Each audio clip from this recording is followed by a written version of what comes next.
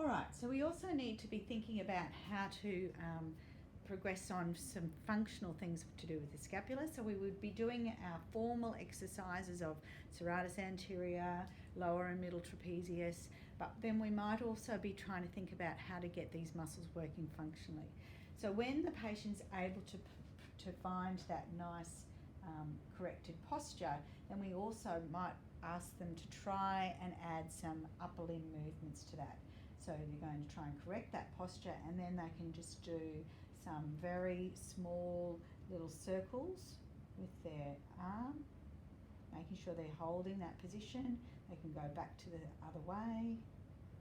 Okay, then they can start doing just some very gentle shoulder movements, making sure they're maintaining that position.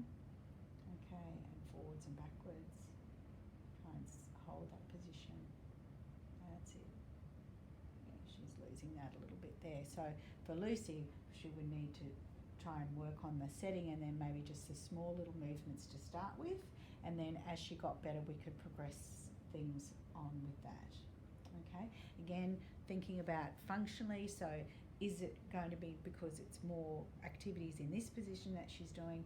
Now this side's better, so what we might do is we'll show the progression so we can get her setting that shoulder blade, and then she can start doing things like so setting and then doing some bicep curls, but making sure that that scapula is not moving that much and staying in that nice position that she's got it in.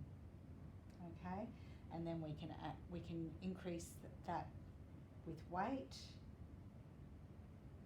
Okay, or increase number of repetitions, that sort of thing. But often it's just without any weight to start with, and just doing the very small movements, and then gradually progressing on. Okay.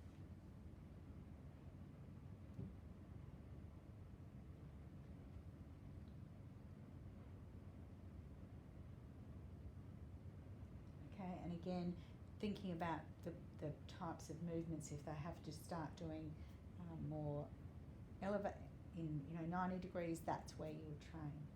Now the other thing that you might want to train in for the scapula is the upper trapezius. The upper trapezius often becomes quite weak, with the levator scap tending to work more. So in that case, then what we're trying to do is trying to teach the upper trapezius, which is that upward rotation of the scapula. Remember, levator scap is a downward rotator. So in this position, we would try and perhaps get her to encourage a little bit of external rotation out to about 30. And we're going to ask her to try and lift her shoulder, but try and get upward rotation. Okay, so she's got to think about bringing this up this way. Okay, so she's trying to think about getting upward rotation, and think about upward rotation. That's better, and upward rotation. Okay, now if she just does a shrug normally, that's easy, but she's using her levator scap, which is overactive. So we want to try and get that upward rotation of her scap. Upward rotation, and that's a lot harder to do, isn't it, Lucy? Mm-hmm. Yeah. Okay, so we're really trying to focus on getting that upward rotation and that lifting of the shoulder, rather than just that whole position where you're using the levator scap.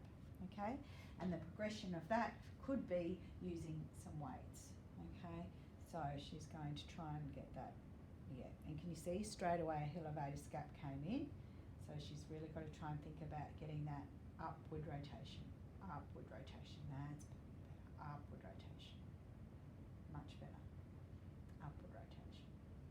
And you can see that that's quite difficult and a little bit weak on that side. Okay?